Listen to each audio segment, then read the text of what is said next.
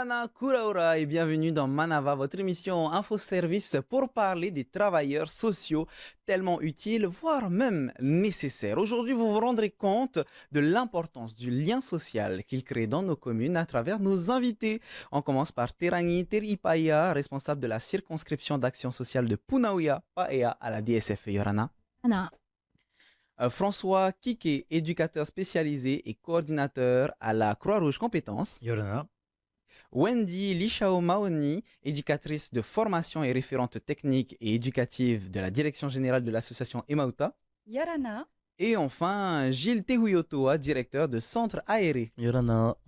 Alors, on va commencer avec Wendy. Qu'est-ce qui t'a mené dans l'association Emauta et quelle est la mission de cette association? Alors, ce qui m'a mené à travailler à l'association Emauta pour redonner l'espoir, c'était l'intérêt que je portais à l'importance de la professionnalisation au sein des établissements et structures sociales et médico-sociales et que j'avais repéré lors d'une visite de stage au cours de ma formation d'éducatrice spécialisée.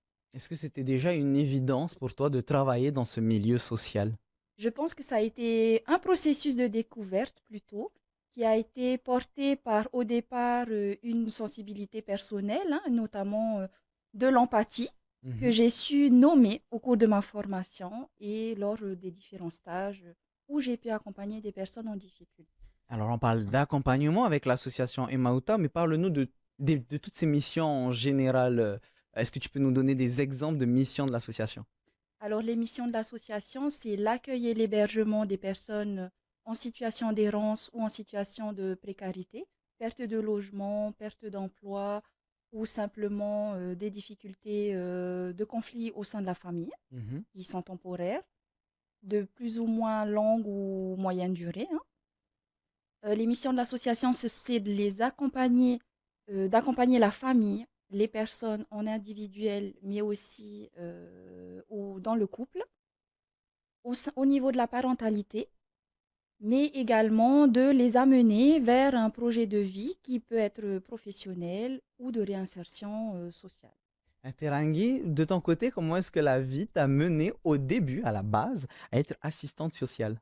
Je pense que ça vient tout simplement d'une vocation à aider les autres à la base. J'ai été animatrice de quartier, j'ai fait animateur en centre aéré et puis après, petit à petit, ça m'a mené à ce... J'étais monitrice éducatrice aussi et en fait, petit à petit, assistante sociale est arrivée dans ma vie, dans le parcours en fait. Et la DSFE, oui, ça a été quasiment une évidence tout de suite. Je voulais travailler en milieu ouvert, contrairement aux structures où on est en milieu fermé. Et donc voilà, la DSFE, ça fait 17 ans que je suis à la DSFE, pur produit de la DSFE. Dans la même idée, Gilles, qu'est-ce qui t'a poussé à devenir d'abord animateur social? Après, pour être honnête, me suis lancé en fait à l'aventure comme ça au pif. Ça a été vraiment un hasard. Ouais, c'est carrément un hasard quand je suis parti en tant qu'animateur en centre de vacances. Mais après, c'est en fait, au fil des années, plus je faisais ce travail-là, plus je me rendais compte en fait que ça a développé cet intérêt pour s'occuper des enfants. Surtout, il y a des enfants qui vivent dans des quartiers sensibles, tu vois, ils ne sont pas vraiment trop pris en charge. Et enfin, ce travail-là m'aide à leur donner un supplément, quoi, quelque chose qui peut les aider. Et d'où te vient cette sensibilité? Tout à l'heure, on parlait avec Wendy d'empathie. D'où te vient cette empathie? Est-ce que c'est parce que tu as vu, comment dire, ces difficultés-là et que ça t'a touché? Est-ce que c'est peut-être un vécu personnel, par exemple? Non, je suis sensible de nature. Voilà, donc du coup, des fois, je suis sensible pour rien, je peux pour rien, donc Mais au moins, ça cette m'a touché, ouais. sensibilité te permet de bien accompagner Oui, c'est les ça. enfants. Et pour terminer notre tour de table, François, tu es donc éducateur spécialisé. Déjà, qu'est-ce que c'est un éducateur spécialisé? Oh, la grosse question. C'est une formation, c'est un diplôme, hein, c'est un diplôme d'État. Donc, quand tu es éducateur spécialisé, tu es formé justement à l'accompagnement des personnes. Donc, voilà. Qu'est-ce qui m'a amené là? Moi, sur l'éducation spécialisée, Bien j'ai sûr. été, comme Gilles, j'ai été animateur, directeur de structure de vacances. Et puis, tout naturellement, je me suis retrouvé à tenter le concours d'éducateur spécialisé que j'ai fait ici au sein de la Croix-Rouge d'ailleurs. Et c'est drôle parce que maintenant, je me retrouve coordinateur au sein de la même structure. Donc, mes collègues ont parlé de sensibilité, de vocation. Je pense que voilà, on est tous d'accord pour dire que dès le départ, ancré en nous, dans le sang, on a un regard vers l'autre qui est tourné. Et puis, à un moment donné, ben, on se professionnalise en fonction des formations qui nous conviennent et qui nous correspondent. Donc, voilà, ben, je me retrouve là, éducateur spécialisé. J'ai bossé 20 ans en structure handicap. Mhm. Et c'est comme ça d'ailleurs que je me suis retrouvé à faire quelques interventions au niveau de la Croix-Rouge. Et puis de fil en aiguille, coordinateur, donc pour aider à mettre en place les formations qui ont trait au sanitaire et au social. Et transition parfaite, puisque la Croix-Rouge, il va falloir Mm. qu'on puisse faire une vraie distinction. On ne parle pas de la Croix-Rouge, mais de la Croix-Rouge compétence. C'est quoi la Oui. différence entre les deux? Les deux sont associés à la Croix-Rouge française. Moi, je suis bien sur la Croix-Rouge compétence, qui est l'organisme de formation qui, du coup, qui professionnalise les travailleurs sociaux. Et justement, par quoi ça passe, cette professionnalisation, ces formations? Est-ce qu'il faut avoir un profil particulier, par exemple? Oui, je pense que on l'a tous dit dès le départ là. Faut avoir au départ, j'ai pas dit sensiblerie, j'ai dit sensibilité. Mhm. Faut être sensible justement aux autres. Faut avoir envie d'aider les autres. Faut avoir envie d'œuvrer pour qu'il y ait plus de liens sociaux, pour que la société peut-être, voilà, lien social, cohésion sociale sont des mots intéressants. Donc, comment ça marche à la Croix-Rouge? On met en place des formations au plus proche du besoin des territoires et puis des personnes pour faire en sorte justement d'apporter en temps et en heure les professionnels diplômés, formés, compétents, avec la bonne posture professionnelle, eh bien, à toutes les structures qui agissent en faveur des autres ici. On reviendra sur les formations un peu plus tard, mais Pas ça de tombe souci. bien puisqu'on parle du travail social. Wendy, travailler dans le social, c'est pas tout le temps facile. Gilles nous l'a dit, parfois il y a des enfants issus de quartiers en difficulté. Comment est-ce qu'on se forme à ce travail social, à gérer, comment dire, ces enfants en difficulté, si on reste sur les enfants par exemple? Alors, puisqu'on parle de la formation des futurs professionnels en travail social, Mhm. je dirais que c'est une question de parcours, puisque ça peut commencer par de l'intérêt dans le cadre de l'animation.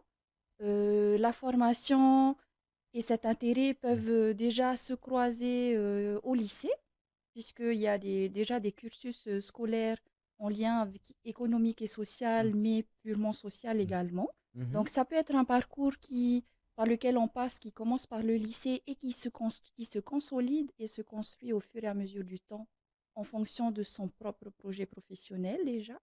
Ou bien, ça peut être une opportunité, comme Gilles nous disait tout à l'heure, où on se retrouve un peu par hasard, mais en portant de l'intérêt à ce domaine, à se former en fonction de nos qualités aussi et de ce qui nous intéresse. Et quels sont les outils qui sont utilisés pour pouvoir être formé à ce genre de domaine? C'est une grande question, mais je la prendrai par le bout de consolider un savoir-être. Mhm. On parlait de posture tout à l'heure professionnelle. Consolider un savoir-être, mais aussi des savoir-faire. Est-ce que ça va être la même chose, Gilles, je me tourne vers toi, par rapport à cette posture à avoir quand on parle d'accompagnement avec des adultes? Je suppose que c'est pas la même chose quand c'est avec des enfants. Non, c'est très différent parce que enfin, dans un cas comme dans l'autre, tu dois te mettre à la hauteur de la personne pour pouvoir justement répondre à ses besoins. Mais un enfant, c'est encore beaucoup plus, on va dire, difficile, voire même compliqué parce que ils ont une autre mentalité, ils ont une autre façon de penser en fonction des milieux d'où ils viennent, de l'environnement Mhm. familial ou du quartier. Ben, il faut vraiment adapter chaque action à un enfant. On ne peut pas tous les mêmes dans un même panier, c'est pas possible. Donner un exemple, par exemple avec la circonscription, je vais y arriver, de Terangui, de Punaouia à Paia. Comment ça se passe concrètement? C'est quoi une journée type finalement? Alors, la circonscription, je le disais, elle est organisée en pôles, hein, Mhm. plusieurs pôles. Donc, il y a des travailleurs sociaux qui sont à l'aide sociale, qui sont spécialisés dans la protection de l'enfance et d'autres dans le handicap et les personnes âgées. Et en fait, concrètement, les personnes qui se sentent, enfin, qui ont besoin d'être aidées ou qui ont envie se présentent à la circonscription sociale, ils sont orientés et ils viennent déposer. Ils viennent déposer leur histoire, leur problématique, et à partir de là, avec le travailleur social, eh bien, on va les orienter, on va les informer, on va les guider et avec eux, on va construire un projet qui va répondre à leurs besoins à ce moment-là. Je suppose que la manière de travailler et la manière d'accompagner ne sera pas la même en fonction des différents pôles. Tu parlais des différents pôles. On a par exemple le pôle handicapé, le pôle d'accompagnement de l'enfance. Oui, oui, on a des missions qui sont complètement différentes. En lien aussi, puisque une personne qui va se présenter et qui va dire j'ai besoin d'une aide alimentaire, et puis finalement, on voit qu'elle a des difficultés éducatives avec ses enfants, ou il y a des problèmes de logement, etc. Même si ces pôles sont en lien, effectivement, on a des missions qui sont particulières. Et pour revenir un petit peu à ta question sur les outils, comme mes collègues le disaient, c'est souvent sur une posture professionnelle avec un savoir-faire et un savoir-être. Qui va découler des formations qu'ils vont avoir, mais aussi de leur sensibilité, encore une fois. Donc c'est propre à chacun Et finalement. c'est absolument, et on construit, le travailleur social construit son outil en fonction de ce qu'il est, mais aussi en fonction de la personne qui est en face de Dans lui. la relation. Justement, tu veux réagir peut-être François à ce Non. qu'elle vient de dire? Juste compléter. Dans la relation, Mhm. le travail l'œuvre du travail social, c'est d'être dans la relation avec l'autre. Si on reste dans Tout se les construit formations justement avec toi François, on parle par exemple à la Croix-Rouge Compétences de formations qui visent à la réinsertion professionnelle et sociale. Parle-nous-en s'il te plaît.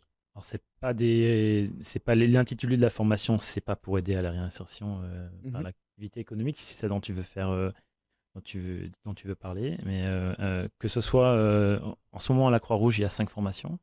Il y a un BPGEPS, du coup, qui a un diplôme d'animateur professionnel dans le secteur éducation populaire, jeunesse et puis sport. Mention animation sociale. Donc, leur spécialité à eux, c'est vraiment d'être formés au public fragile. Pareil pour le DGEPS, qui est un bac+2. Alors, ce sont des porteurs de projets. Ils sont formés pour porter des projets. On va être sur ces deux formations-là. Oui, pas mal, souvent sur la question de la réinsertion par l'activité économique, si ça dont je parle. Par l'activité économique alors. Oui, voilà. En lien avec les structures qui œuvrent justement dans ce domaine-là.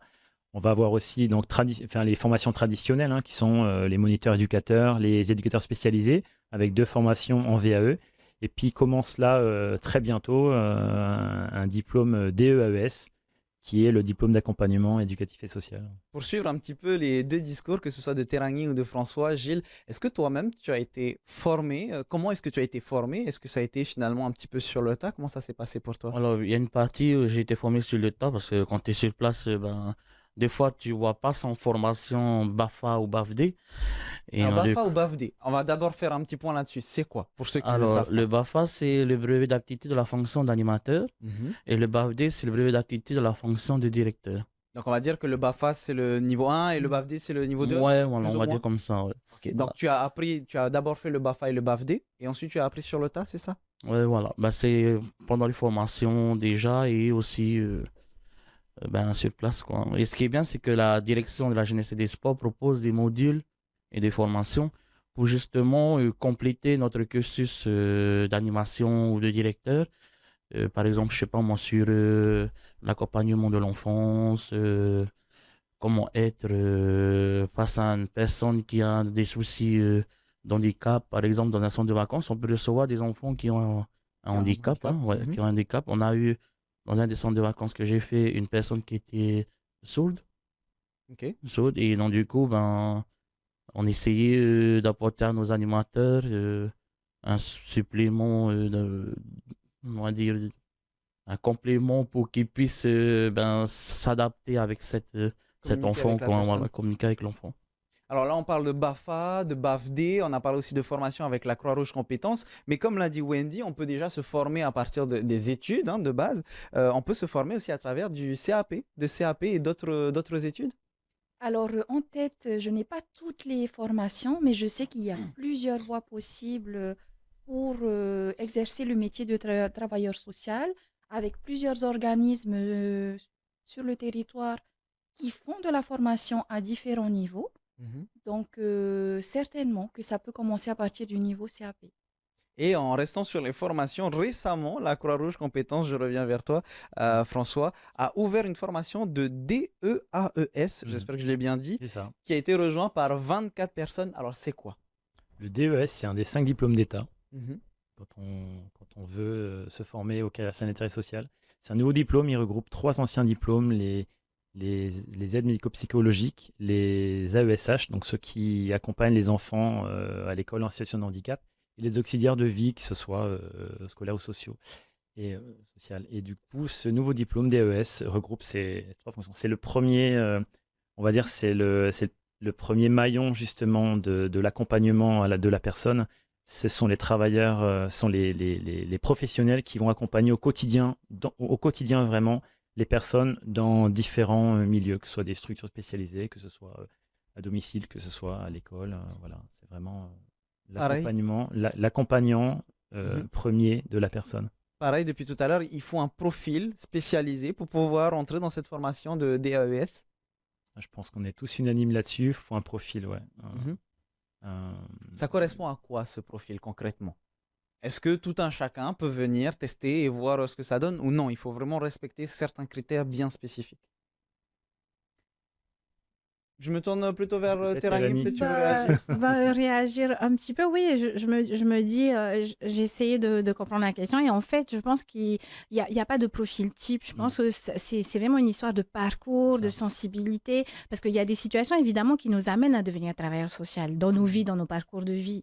Mais voilà, on parlait tout à l'heure quand on est quand on est très en difficulté, quand on parlait de fragilité par exemple, c'est un petit peu compliqué. Mais en même temps, voilà, c'est une histoire de parcours, je Oui. pense. Donc, oui, tu veux réagir, Wendy, pardon. Oui, alors pour compléter, je dirais qu'en fait, le profil, on le sait nous-mêmes. Donc, c'est la personne qui va se dire qu'en fait, elle est plus dans un profil de travailleurs sociaux et pas forcément du côté en fait des organismes de formation, puisque il y a une grande part personnelle à travailler pour pouvoir avoir un profil de travailleur social ou en tout cas atteindre euh, la fin de formation de travail social. Il y a un gros Véronique? travail sur soi. Et c'est en ça, pour compléter à nouveau Wendy, c'est en ça que la formation a tout son intérêt. Mm. Quand quelqu'un a une sensibilité et se dit, bon, j'ai envie de m'essayer en tant que travailleur social et qui vient en formation, tout se déconstruit en formation. Mm. Il y a des modules qui sont là, qui vont se déconstruire au niveau personnel, tout va se bousculer. Et petit à petit, il va s'en rendre compte. C'est quelque chose qui est fait pour moi, c'est quelque chose qui n'est pas fait pour moi, ou c'est quelque chose qui est peut-être fait pour moi et qu'il va me falloir un peu plus de temps, etc. Et c'est là que la formation, elle est hyper importante. Quand on est travailleur social, on est en formation toute sa carrière. Aujourd'hui encore, Wendy et moi, par exemple, on est en formation en ingénierie sociale. Ça fait 17 ans que je suis sur le terrain. J'éprouve le besoin encore de me former parce qu'il y a des choses qui vont me happer dans les situations que je vais rencontrer. Voilà, on est en formation tout au long de notre carrière en tant que travailleur social. Si on reste sur cet exemple, tu as des exemples concrets de choses qui t'ont happé et qui t'ont dit, tiens, il faut que je me reforme sur certaines choses? J'en ai des exemples tous les jours à la direction des affaires, enfin, de la solidarité. Il n'y a rien qui se ressemble. Les journées, elles ne se ressemblent pas. Les gens sont complètement différents. Ils viennent avec leur histoire. Donc, évidemment, il y a des. Alors, pour te donner un exemple, je ne sais pas, mais de manière générale, la cherté de la vie, par exemple, aujourd'hui, vient chercher des familles dans leur intimité, dans leurs difficultés. Et il faut composer avec ça. Il faut composer avec la société, de ce qu'elle est aujourd'hui, mais aussi avec les familles qui sont de plus en plus déconstruites, en difficulté. Donc oui, il y a des situations, évidemment, la protection de l'enfance, c'est quelque chose qui est porté par la DSFE. Et si on n'a pas des animateurs ou des associations de quartier qui viennent compléter l'accompagnement de ces familles, la DSFE ne pourrait pas faire ça toute seule.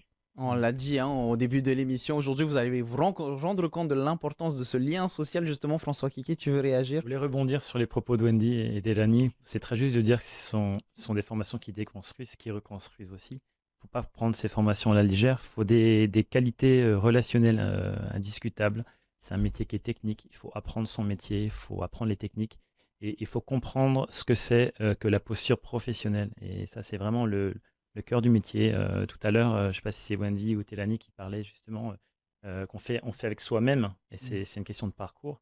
Et il faut se construire dans l'apprentissage du métier de travailleur social et comprendre voilà, en quoi la posture professionnelle, qui est un mélange de plusieurs choses, voilà, c'est ça qui permet du coup d'assurer la sécurité des personnes qu'on a après en charge. Donc c'est un milieu, il y a des formations importantes pour ce milieu tout aussi important. Si on revient sur la cherté de la vie, hein, c'était un exemple. Wendy, justement, l'association Emauta accompagne ces personnes. On en a parlé au début de l'émission, au-delà de l'écoute hein, et de l'assistance que vous apportez aux familles. Vous avez aussi 6 foyers d'hébergement avec 323 personnes accueillies en 2023. Donc c'est un besoin qui est essentiel, le social. Alors, je dirais que le domaine social, il est essentiel pour créer des liens au sein d'une société. Mhm. Les établissements d'accueil existent et continuent d'exister parce qu'il y a un besoin. Certes, c'est une étape en fait par laquelle peuvent passer n'importe quelle famille ou n'importe quelle personne. Et l'idée, c'est de proposer ce dispositif en fonction du besoin. Mais ce qu'il faut garder en tête, c'est vraiment l'objectif de ces établissements qui, dans leur fonctionnement, n'existent pas pour revendiquer ou faire valoir l'intérêt d'apporter du secours aux personnes, mais plutôt d'exister pour les personnes qui veulent, qui en ont besoin à ce moment-là, pour X et pour mille et une raisons, hein, et qui auront en fait un lieu où se poser, retrouver confiance en eux, construire un projet, se fixer des objectifs dans la vie et pouvoir les développer. Donc, on considère plutôt nos établissements comme des outils plutôt que un moyen nécessaire. On ne revendique pas du tout cette image.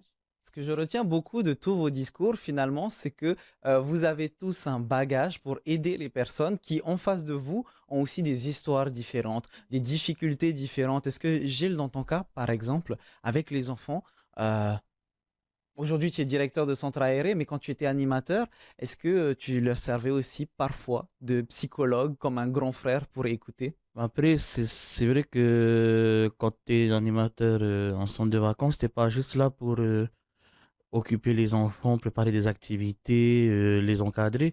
Tu es là aussi pour veiller à leurs soucis affectifs, émotionnels, Leur épanouissement, leur finalement. épanouissement, oui, surtout. D'ailleurs, c'est le projet éducatif que la Fédération des œuvres laïques, enfin, que la plupart d'ailleurs des associations et des fédérations prônent, l'épanouissement de l'enfant, la capacité de l'enfant à être autonome dans ses décisions, dans ses actions.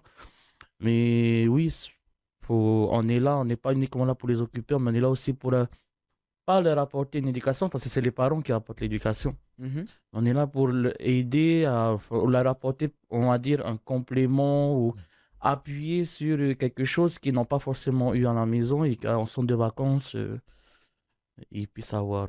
Est-ce que c'est un petit peu comment dire, la raison pour laquelle tu es devenu directeur de centre aéré, c'est pour pouvoir gérer tout ça et accompagner au mieux tes animateurs qui vont pouvoir Oui, accompagner c'est les une des enfants? raisons. Et en plus, ce qui est bien quand tu es directeur de centre de vacances, c'est que tu n'es pas en lien uniquement avec les enfants et les animateurs, tu es en lien avec les parents, avec les associations de quartier, avec la mairie, avec la DSFE, avec la direction des jeunesse et sports. Tu es en lien avec plein d'organismes et plein de gens qui font en sorte que ben, les enfants puissent s'épanouir confortablement dans les centres de vacances. On est bientôt vers la fin de notre émission, donc je vais me tourner vers François pour faire un rappel des différentes formations que vous faites à la Croix-Rouge Compétences en ce moment, pour inviter pourquoi pas ceux qui auront le profil, bien sûr, à venir s'inscrire. Il y a les formations traditionnelles de travailleurs sociaux, qui sont, alors on n'a pas les assistants sociaux en ce moment, mais les moniteurs éducateurs et les éducateurs spécialisés au travers de 2 VAE. On a 2 diplômes du coup jeunesse, éducation populaire et sportive, que sont le BPGEPS mention animation sociale, qui touche à sa fin, ça y est, et le DGEPS, un bac plus 2, porteur de projet, et commence là incessamment sous peu le DEAES, le diplôme d'état d'accompagnement éducatif et social. On est très content de le mettre en place cette année. Vous pouvez retrouver toutes ces informations sur le site polynésiefrançaise.croix-rouge.fr, je le répéterai en fin d'émission. Mais avant, pour terminer, Wendy, dans un monde utopique, quel rôle vois-tu pour les différentes associations sociales et ce travail social en Polynésie? Alors, dans un monde utopique, comme je le disais, les établissements, c'est un outil hein, qui Mm. participent à la création du lien social, mais je dirais plus de lien social dans notre société polynésienne, de la solidarité et de l'intérêt pour les uns et les autres, tout simplement. Finalement, Terangni, ça fait un peu partie de nos valeurs culturelles ici en Polynésie française. Tout à fait. Au sein de la DSFE, dans nos missions, justement, c'est de remettre ou rappeler à la population, en fait, cette cohésion, ces interactions qui sont véhiculées depuis tellement d'années, enfin, depuis la nuit des temps d'ailleurs, hein. Mhm. Et on essaie de montrer aux gens qu'il y a cette possibilité, que c'est utopique, mais c'est pas inatteignable, hein. Et du coup, le faire ensemble, c'est que par là, en fait, qu'on va avoir, qu'on va apprendre à vivre ensemble et surtout qu'on va vivre mieux, peut-être. Mais moi, j'y crois très fortement, de toute façon. Et on va garder ce mot-clé pour la fin de l'émission, la solidarité entre nous. Vous avez, pour vous renseigner sur ce sujet, le site, les deux Facebook, pardon, de la Direction des solidarités de la famille et de l'égalité, donc de la DSFE. Et vous avez aussi le Facebook de l'association Emauta pour redonner l'espoir. Et enfin, comme je le disais, pour les formations, n'hésitez pas à aller voir le site internet de polynésiefrançaise.croix-rouge.fr et vous renseigner aussi sur leur page Facebook. Merci beaucoup à toutes et à tous d'avoir répondu à mes Merci. questions. Merci. On se retrouve très bientôt pour une nouvelle émission. En attendant, passez une bonne soirée avec, à 18h, votre Veat Hiti Maururu Ito Tatu Faririra Trahoma Parheana.